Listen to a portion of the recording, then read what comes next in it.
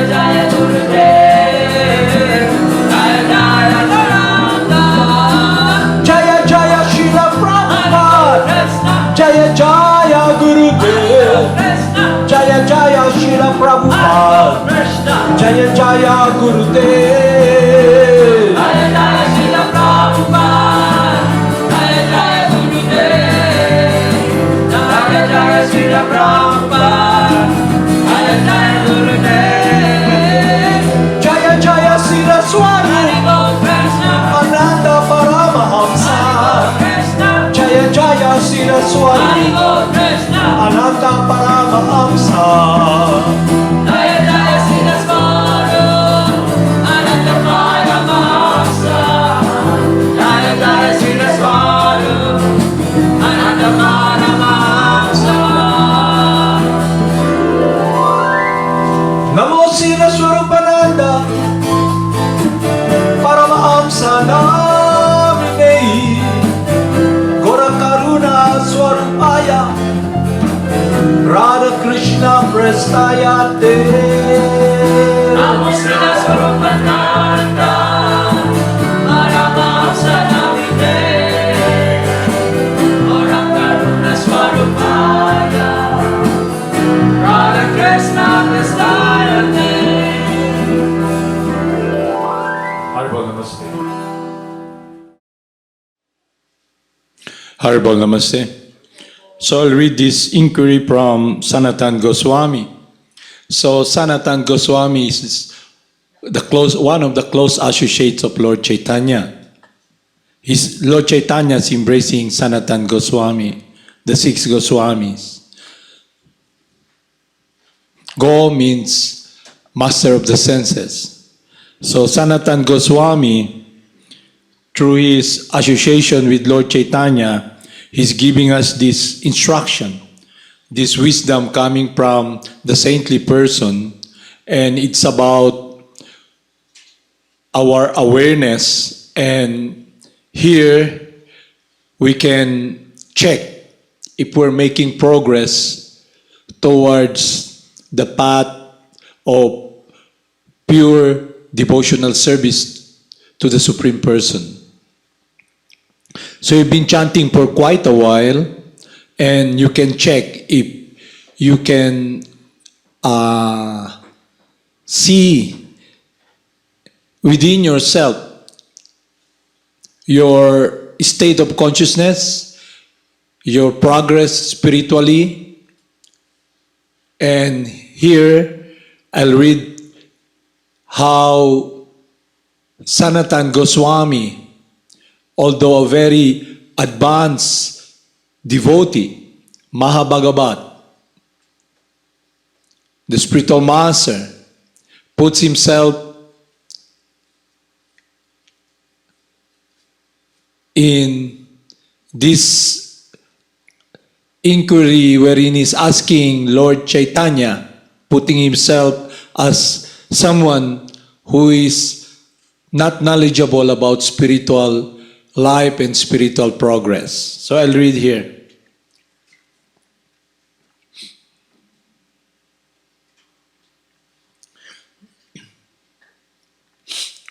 So Sanatan Goswami, previously 2 brothers, Sakar Malik and who's the other guy, Nichalila? Because they were given names by the Kasi or the Mohammedan ruler. They've been working with the Mohammedan rulers. So there was a time when Lord Chaitanya was here in this planet 500 years ago. They stopped working for the Mohammedan government. And I'll read this narrative from our instructing spiritual master.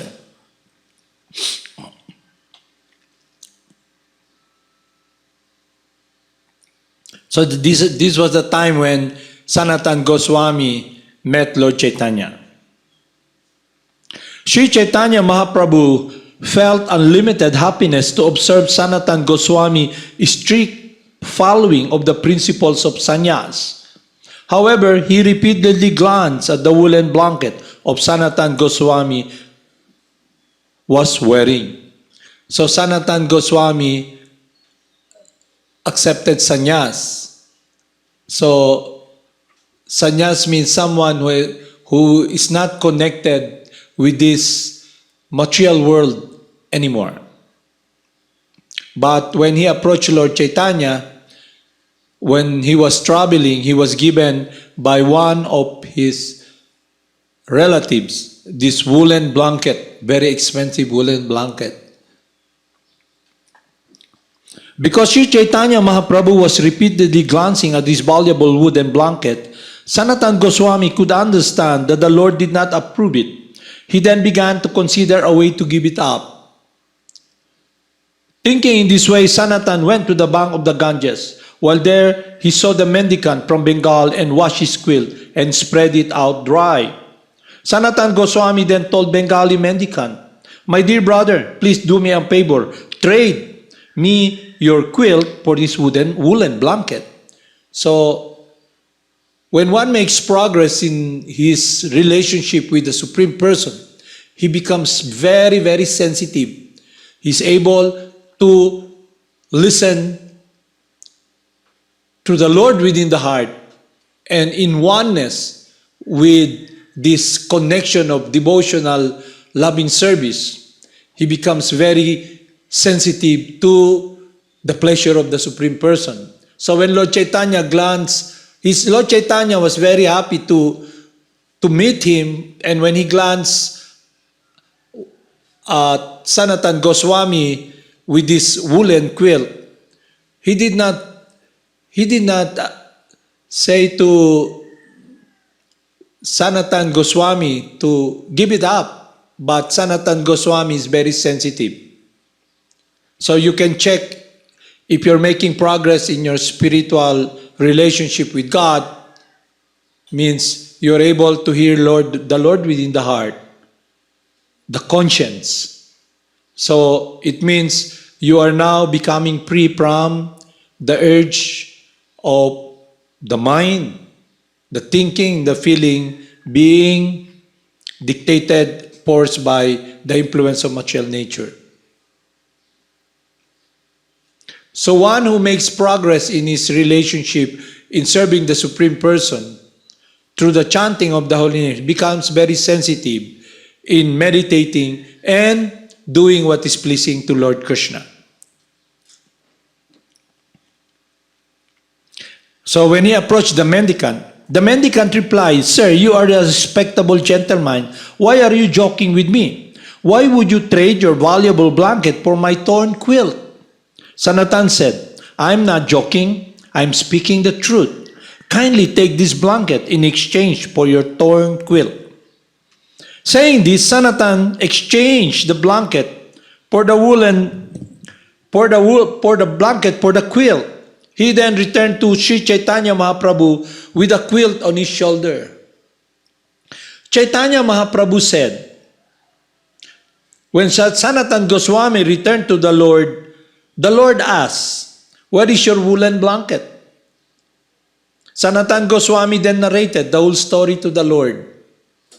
Sri Chaitanya Mahaprabhu then said, "I've already deliberately considered this matter. Since Lord Krishna is very merciful, He has nullified your attachment for material things. Why should Krishna allow you to maintain a last bit of your material attachment? After vanquishing a disease, a good physician does not allow any of this disease to remain." So when we come to the point of complete surrender to the Supreme Person, Lord Krishna protects us. He takes away all the connection, the burden we're carrying that we are experiencing due to our load and attachment to this material world. So the key is to please the Supreme Person, to surrender, to give our life to the Supreme Person. It is contradictory, Lord Chaitanya said, it is contradictory to practice madhukari or renounce order. Okay. When you come to the point wherein you give up this world, anything that is connected to this world. Because being a mendicant, Lord Chaitanya said, it is contradictory to practice madhukari and at the same time wear a valuable blanket. One loses his spiritual strength by doing this, and one will also become an object for jokes. Okay? Just like if you are in a renounced order of life and you live extravagantly, especially the sannyasis, you're ridiculed. Being pleased with Sanatan Goswami, Chaitanya Mahaprabhu bestowed his causeless mercy.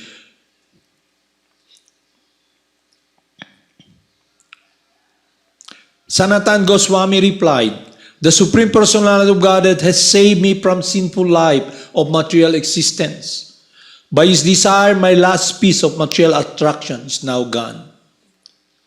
So that is the state of consciousness when we make progress in our relationship with the Supreme Person. So while chanting the holy names of God and engaging our life with the process that will purify us, we can check if we're making progress. So it means we can be hearing the conscience, the Lord within the heart. We are able to be very sensitive to always do what is pleasing to God. So it means we become Goswami or master of our senses. We're able to control the urge of the mind because the living entity who is completely surrendered, his heart is simply the core of his life, his heart is simply doing what is pleasing to the Supreme Person. So while you're chanting, you're engaging in this process of purification. It's not a process that you join or whatsoever. It is a process of purification. You can check if you're making progress. Being pleased with Sanatan Goswami, Sri Chaitanya Mahaprabhu bestowed his causeless mercy upon him. By the Lord's mercy, Sanatan Goswami received the spiritual strength to inquire from him. Formerly, Sri Chaitanya Mahaprabhu asked Ramananda Roy spiritual question and the Lord's causeless mercy. Ramananda Roy could properly reply. Now, by the Lord's mercy, Sanatan Goswami questioned the Lord and Sri Chaitanya Mahaprabhu personally supplied the truth. Sri Chaitanya Mahaprabhu, the Supreme Personality of Godhead, personally told Sanatan Goswami about Lord Krishna's real identity. He also told him about the Lord's conjugal love, his personal opulence, and the mellows of devotional service. All these truths were explained to Sanatan Goswami by the Lord himself out of his causeless mercy. So, if we make progress in our endeavor to do what is pleasing to God, we can be assured that we will always be guided by the Supreme Person. Lord Krishna states in Bhagavad Gita, "From me comes remembrance and forgetfulness." Forgetfulness and remembrance. So if we are making effort in humbleness to pray, to surrender, to do what is pleasing to God, then Krishna gives us remembrance. But if we want to imitate God, we want to play Lord, then Krishna gives us forgetfulness.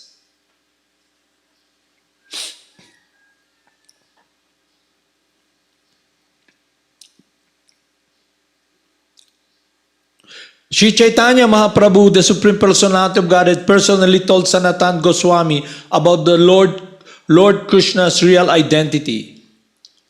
So here we can understand that to be able to understand Lord Krishna, we must become pure loving servants.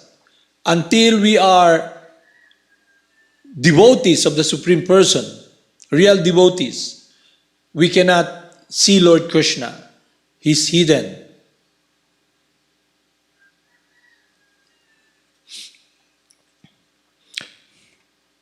Putting a straw in his mouth and bowing down, Sanatan Goswami clasped the lotus feet of Lord Chaitanya Mahaprabhu and humbly spoke as follows.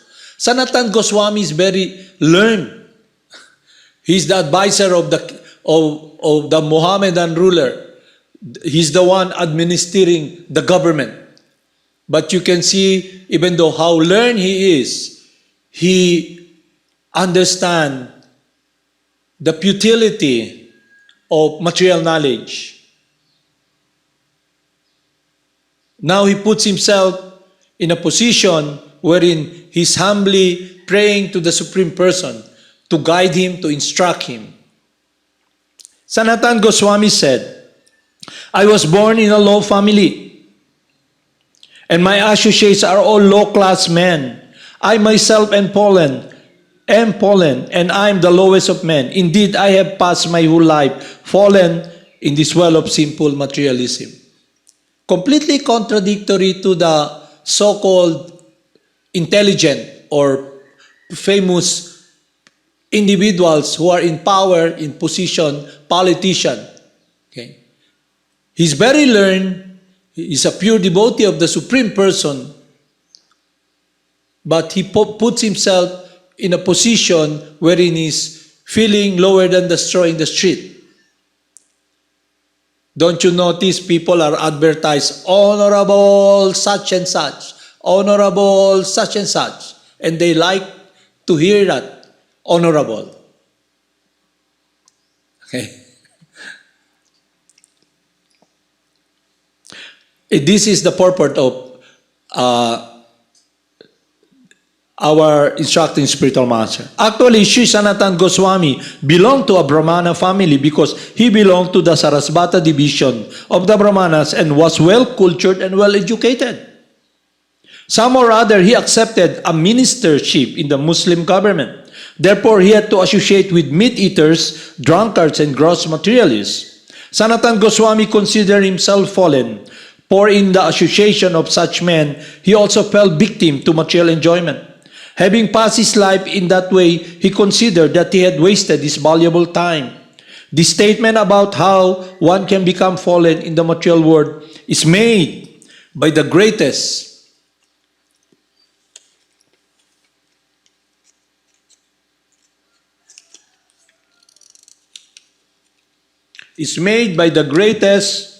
authority in the Gaudiya Vaishnava Sampradaya. Okay. Sanatan Goswami, the six Goswami, Sanatan Goswami and Rupa Goswami gave us this book, The Nectar of Instruction, and also The Nectar of Devotion, the science of how to cultivate love for God. Actually, the whole world is presently fallen into the material existence. Everyone is a meat-eater, drunkard, woman hunter, gambler, and whatnot. People are enjoying material life by committing the four basic sins. Although they are fallen, if they simply submit themselves at the lotus feet of Sri Chaitanya Mahaprabhu, they will be saved from simple reaction.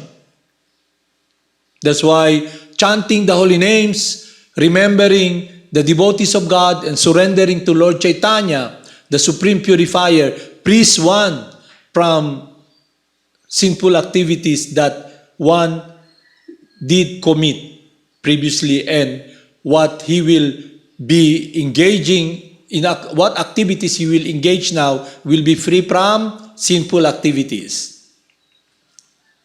This is his narrative, is expressing his heart. Sanatan Goswami, the spiritual master. I do not know what is beneficial for me, what is detrimental. Nonetheless, in ordinary dealing, people consider me a learned scholar, and I am also thinking of myself as such. Out of your causeless mercy, you have delivered me from materialistic path. Now, by the same causeless mercy, please tell me what is my duty. Who am I?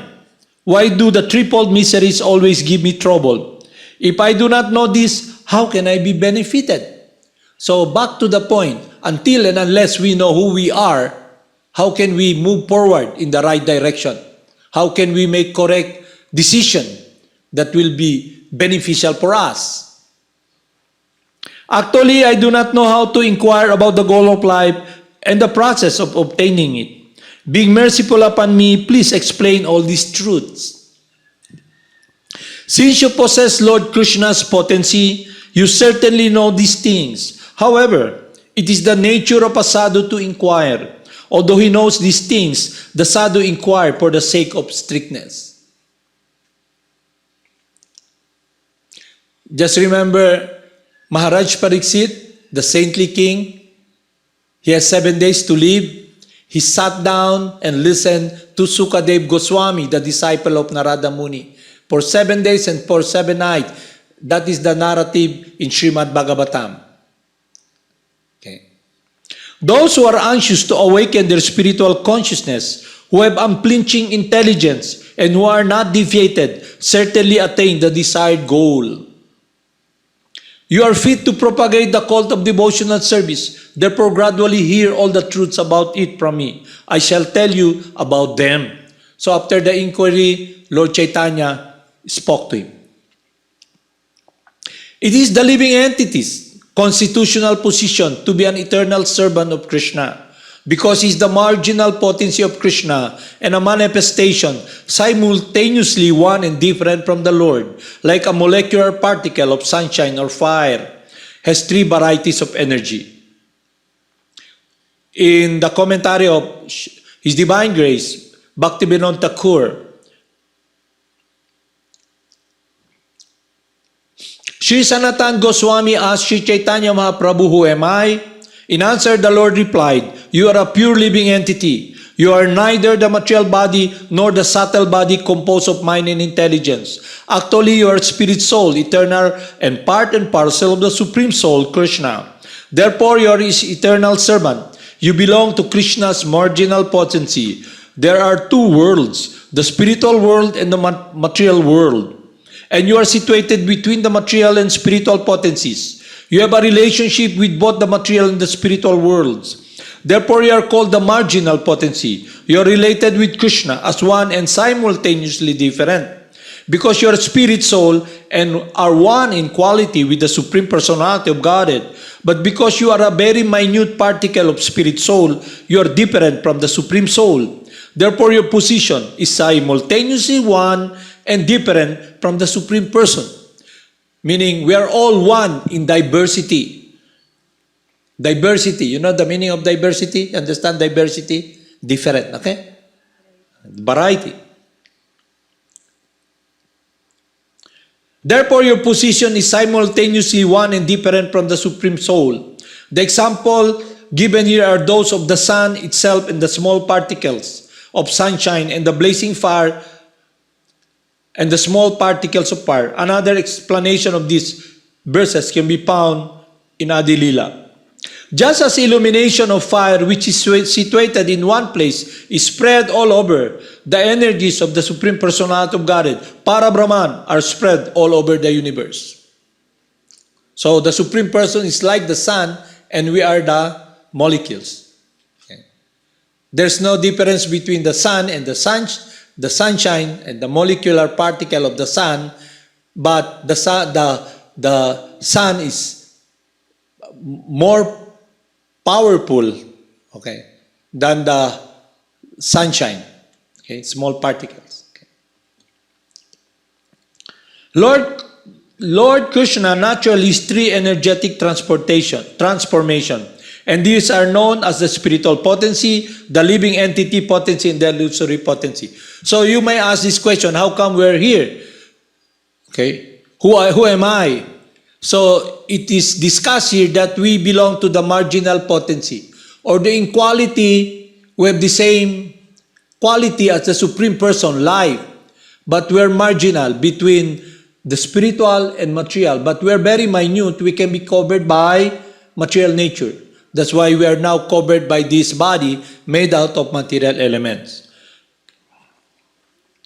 Lord Krishna has 3 energetic transformations, and there are known as spiritual potency, the living entity's potency, and the illusory potency. Originally, Krishna's energy is spiritual, and the energy known as the living entity is also spiritual. There is another energy called illusion, which consists of fruitive activity, the Lord's 3rd potency.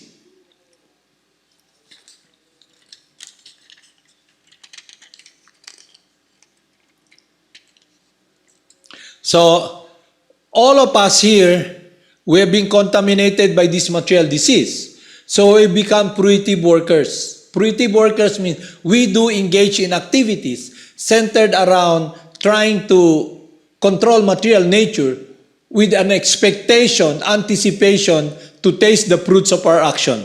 And the problem is that it has become our goal, our endeavor, and our pursuit for search for happiness and security, a word that is temporary, a different energy from us. So that's why we are disconnected from the source of happiness, Lord Krishna.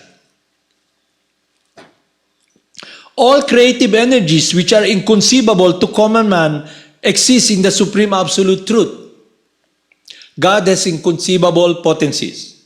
When you say inconceivable, no need to explain because it's inconceivable beyond the comprehension of our limited senses.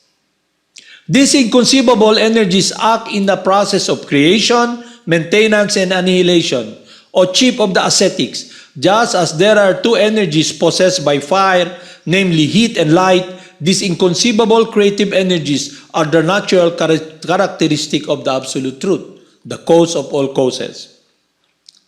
O King, the Setra Jana Sakti is the living entity. Although he has the facility to live in either the material or spiritual world, he suffers the threefold miseries of material existence because he is influenced by the abhidya, nescience, potency, which cover his constitutional position. So when the living entity comes to this world, comes in contact with matter, he's covered. The marginal, insignificant, teeny-weeny spirit soul who is transcendental can be covered by material nature. So when a person is in illusion, he's now into this is covered by the disease, influenced by the disease of materialism and false ego. He tries to imitate God. And his focus is upon this dead world and the source of suffering, this body. And the body is the cause of suffering. He identifies with the cause of suffering.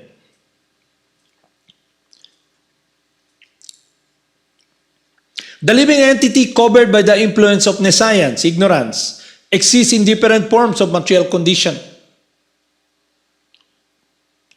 O King, he is thus proportionately freed from the influence of material energy to greater or lesser degrees. So, the process we do follow is to become free, uncover our true identity, so we can be potently engaged in our natural activities centered around rendering service to the Supreme Person, to be connected with the source of happiness, security, to be under the guidance and protection of the Supreme Purifier, the cause of all causes, who is self-sufficient.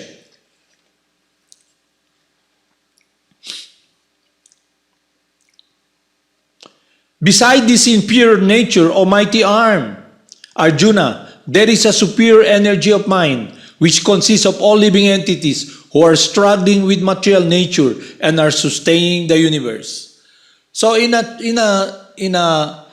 sense, you have your own planet, this body. Okay? It's moving because you're in this body, life, living. When matter comes in contact with life, it moves, it reciprocates. There's the potential to serve and love. Yeah? There are symptoms of life. Yeah. Forgetting Krishna, the living entity has been attracted by the external features from time immemorial. Therefore, the illusory energy Maya gives him all kinds of misery in material existence. So very obvious, when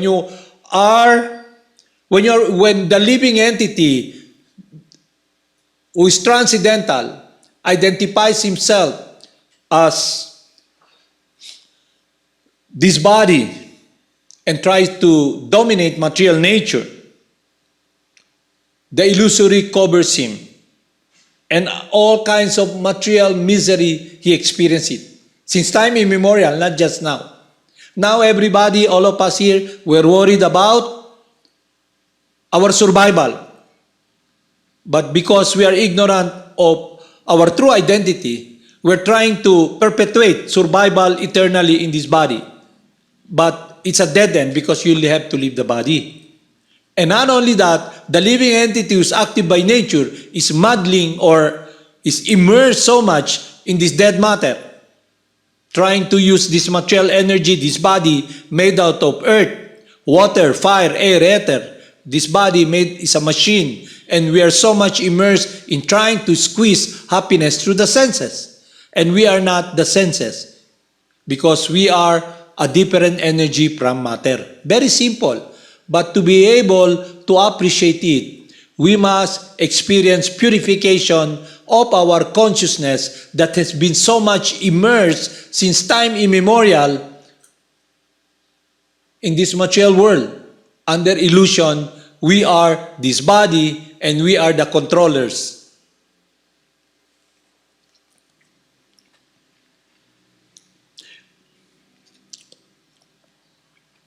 In the material condition, the living entity is sometimes raised to a higher planetary system and material prosperity, for sometimes drowned in a hellish situation. His state is exactly like that of a criminal when a king punishes by submerging him in water and then raise him again from water. So this world is a world of duality. May mahirap, may mayaman, may maganda, may pangit, may araw, may gabi. A word of duality. So when the living entity who engages in activities of karma or karmatic activities that is influenced by the modes of material nature, he experienced the resultant or what he did, the action he did, he will reap the fruits of his action. So if we don't abide with what is pleasing to God, we engage in simple activities, then we suffer. But if we engage in activities that is based upon good karma, then we experience some sort of alleviation or elation of our senses, to be in a heavenly situation or to be, if not, to be in a hellish situation. Kaya yung situation natin dito. Kaya yung matalino, someone who's intelligent should inquire, who am I? Why am I here? Where am I heading? Saan ako papunta? Okay. And ang pinaka-main talaga, what is the driving force that forces me to pursue anything in search for happiness? Will it really be successful, or it will be successful for my life? Yun ang tanongin natin. So material life is a dead end. It's a failure. Because the search for security is based upon eternality in the body, and the body is not the form that you have. This body will break down. When you leave this body, you leave everything behind. Very simple. Pero how come we are not seeing it? Due to illusion or maya. So the process of the mercy that comes to us is remembrance of our true identity, who we really are. And that is achieved when we come in contact with the Supreme Purifier, the Supreme Person. And when we associate with the devotees of God by hearing this transcendental science, just like Sanatan Goswami, although he is a very advanced spiritual master, Mahabhagavat, non-different from God, God the servant, he puts himself in a position to be asking this question for our benefit. He does not put himself to be someone who's very intelligent, but he puts himself as someone who's lost and now he's asking guidance, how to be guided.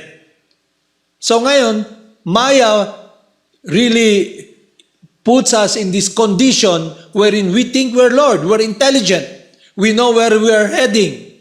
But in reality, we are lost because we use the faculty of our mind, which is limited, and we are always in illusion.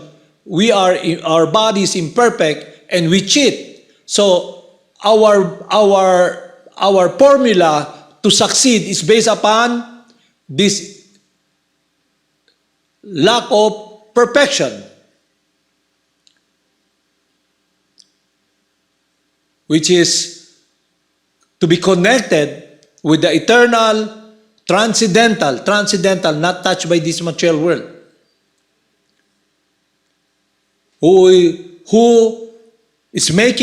who's coming down to us to guide us. So, coming in contact with the spiritual master is an association with Lord Krishna, because the heart, the desire of the spiritual master is to please the Supreme Person, and He's helping us, guiding us. So, when the spiritual master is on this planet, we have a chance to come in contact with someone who is a devotee of God.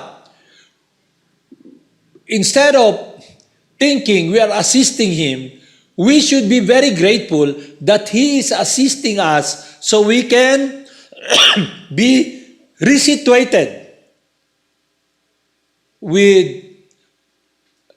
under the shelter of the Supreme Person, to be protected by God. We should be very thankful. So what we do, we should be very grateful to simply follow the instruction and receive the mercy.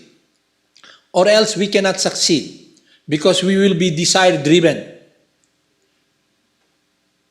Meaning desire-driven, the mode of passion will be the driving force, because we will be so much attracted to sensual enjoyment.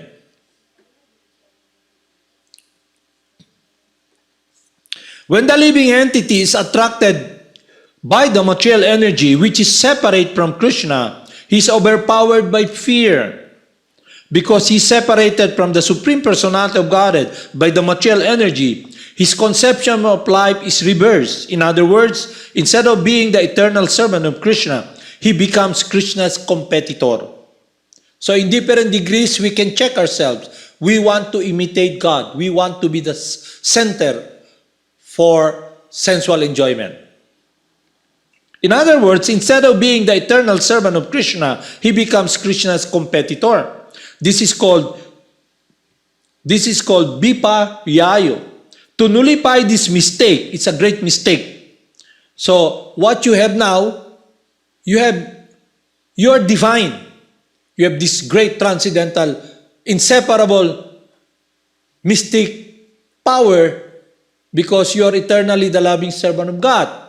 But when you come in contact with material nature and you try to imitate God, you are now engaging in mistake power, because the power that is given to you, that is inseparable from us, to render pure devotional service, has been misdirected to be trying to control material nature and to imitate God. That is what everybody is doing to a certain degree or a greater degree.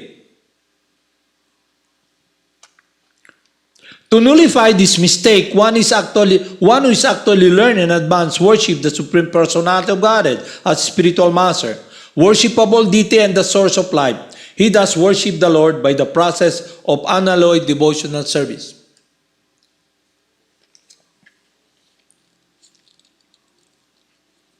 If the conditioned soul becomes Krishna conscious by the mercy of the saintly person who voluntarily preached scriptural induction and helped him to become Krishna conscious, the conditioned soul is liberated from the clutches of Maya, who gives him up.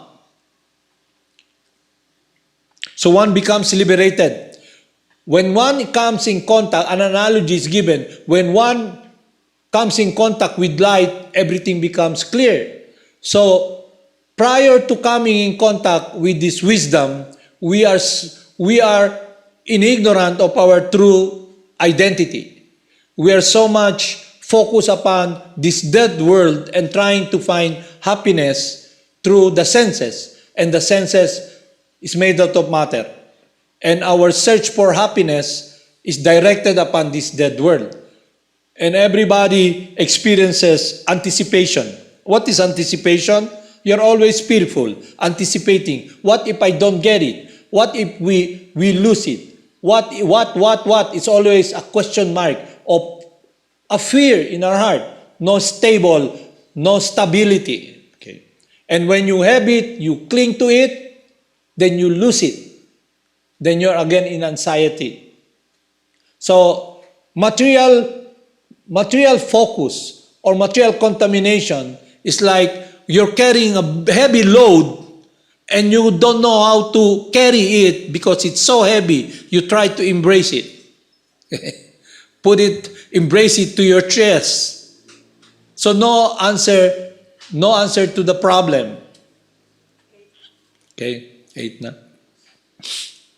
This divine energy of mind consisting of the three modes of material nature is very difficult to overcome, but those who have surrendered unto me can easily cross beyond it. The conditional soul cannot revive his Krishna consciousness by his own effort, but out of causeless mercy. Lord Krishna compiled the Vedic literature and it supplements the Puranas. So we stop here, continue tayo next time. So the process of God's love for us purifies us from this material conditioning. And then when we become aware of our true identity, we are now able to move forward in the right direction to go back home where there is no material energy, because our meditation is simply a focus about life, about love, about the relationship that has been disconnected because of our meditation upon this material world. So it will be the spiritual master who gives us this blessing, who helps us, Lord Krishna himself. And he tells us the process how we can become free. And he tells us material nature is very hard to overcome. But if you take shelter of me, then you will overcome it. And how are we given this opportunity? Through the instruction of our spiritual master, the practice of devotional service. Prior to coming in contact with this process, we have been conditioned so much by the material nature, and it's become our focus. So the process that is given to us frees us from that focus and meditation, because we will experience a connection with what we're longing for, the happiness of serving God, to be connected with the source of happiness, the supreme friend, our eternal Father, who is self-sufficient, who is there waiting for us to come back, to go back to his arms and be protected.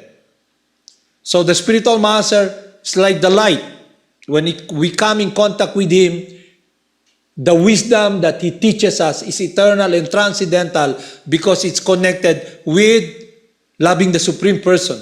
And loving the Supreme Person is not that, oh, I love the Supreme Person, finish. No. It's a continual process, eternal process, that is ongoing in the spiritual world with this loving servant. Because the Supreme Person is transcendental to this material consideration. So what we did experience in this world is about the pain of being separated from the Supreme Person. That's why we are experiencing fear, anxiety, loneliness, darkness, because we are in the wrong direction, immersed in this material world. So Lord Chaitanya comes as the light, and the spiritual master teaching purifies us, and it connects our heart in meditation 24/7 if we follow the process. So the chanting of the holy names will be the beginning that will purify us from these sinful activities and stop this sinful life that we have been engaging previously. Because now the Supreme Person is the Supreme Purifier, will be very pleased if we follow the instruction of someone who loves him, teaching us how to love the Supreme Person. He guides us, he protects us. So the protection for our surrender, our love, will be very secured, because it will be Lord Krishna himself. Unconditional love of Lord Krishna. So when we come in contact with the spiritual master, we should be very grateful to take his mercy, because he's assisting us, and Lord Krishna is making this move to protect us. So if we simply chant the holy names of Lord Krishna, we will succeed. Because the spiritual master wants us to succeed so we can go back to the world that is Vaikuntha, no matter, where everyone is serving and giving pleasure to the Supreme Person in loving surrender and unflinching devotional service. So by nature, real religion, there's only one religion: love for God, serving God. All what you see here is all materialism. Number one, sense gratification, religiosity, okay, economic development, and liberation. Bhukti, mukti, material enjoyment and liberation.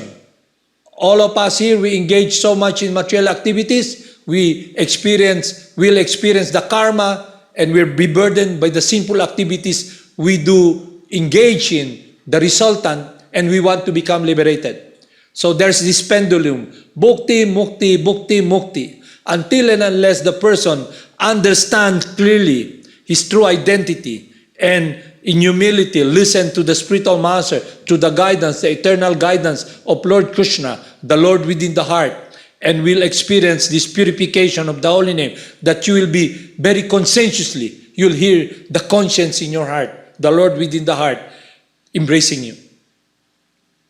So that will be your protection. So Maya means you are resistant to seeing the light. Okay? Parang yung kambing ba? When it rains, talagang takot yung kambing. Okay? Kaya huwag kayo mag-amoy kambing.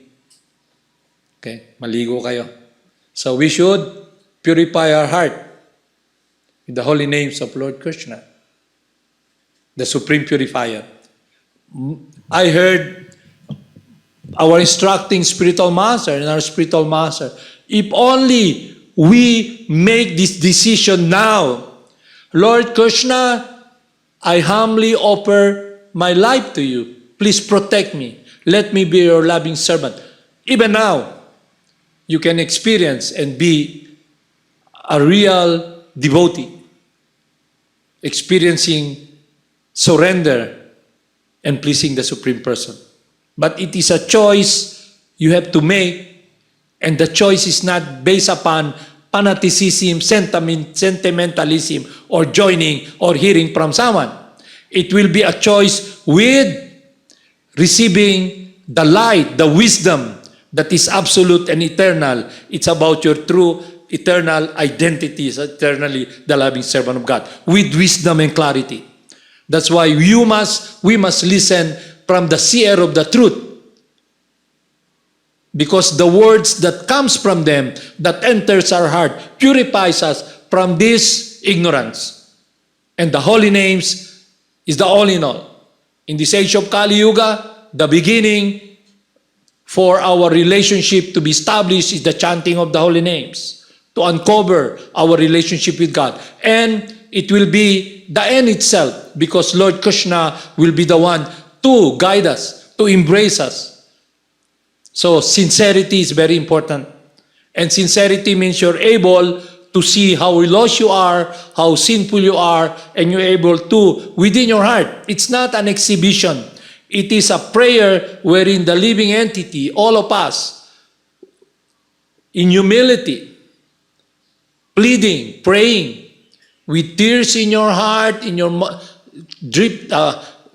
with tears of asking for forgiveness, and praying to the Supreme Person to be able to see the love and receive it, and to be resituated in that world of devotional service that our Gurudev wants us to achieve through his blessing.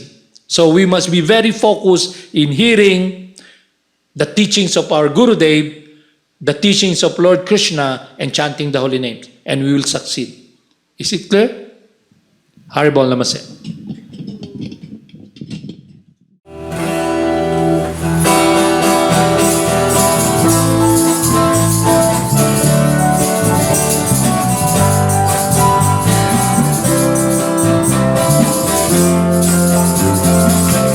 Haribol, everybody sing it out. Namo Siddhaswarupananda.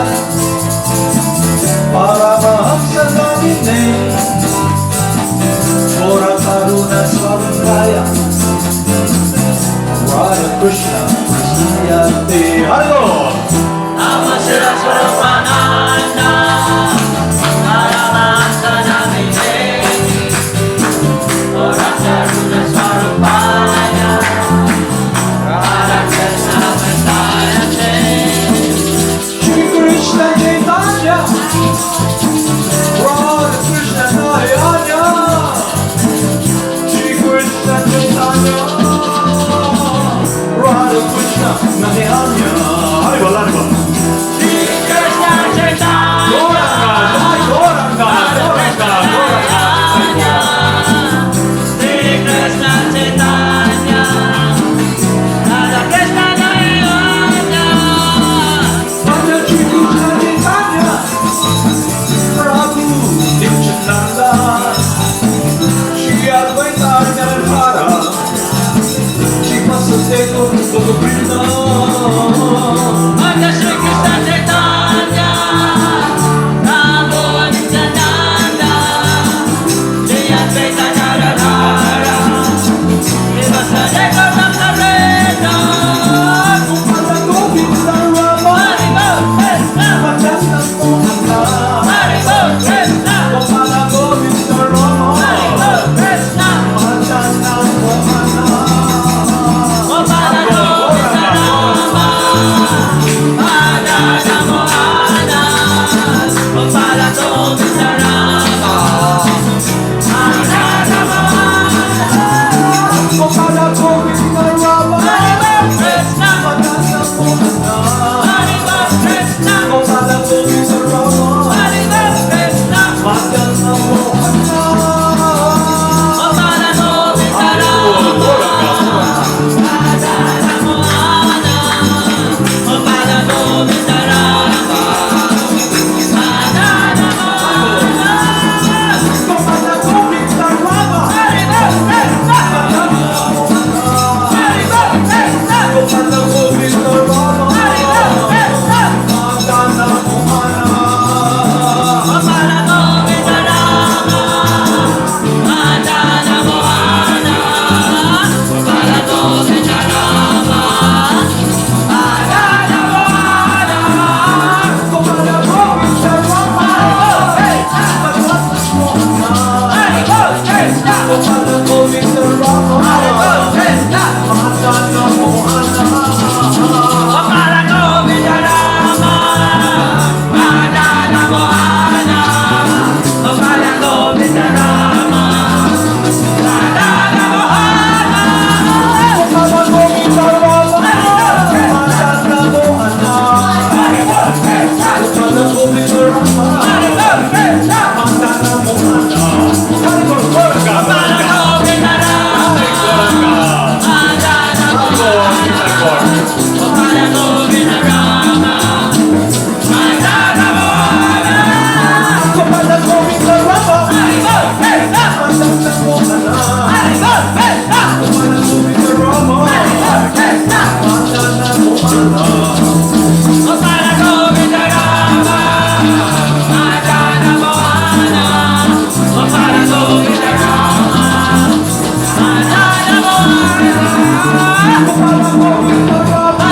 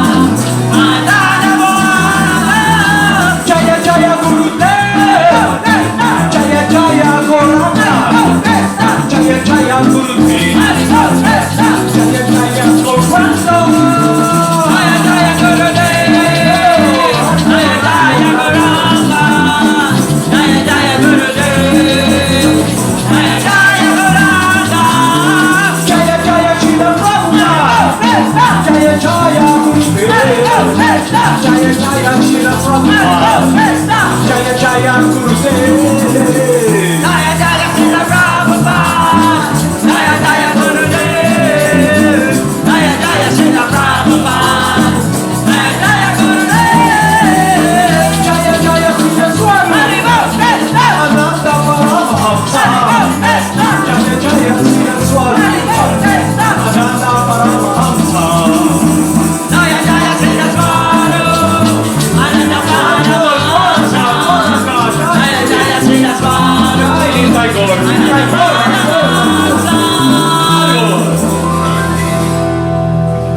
Namo Siddhaswarupananda.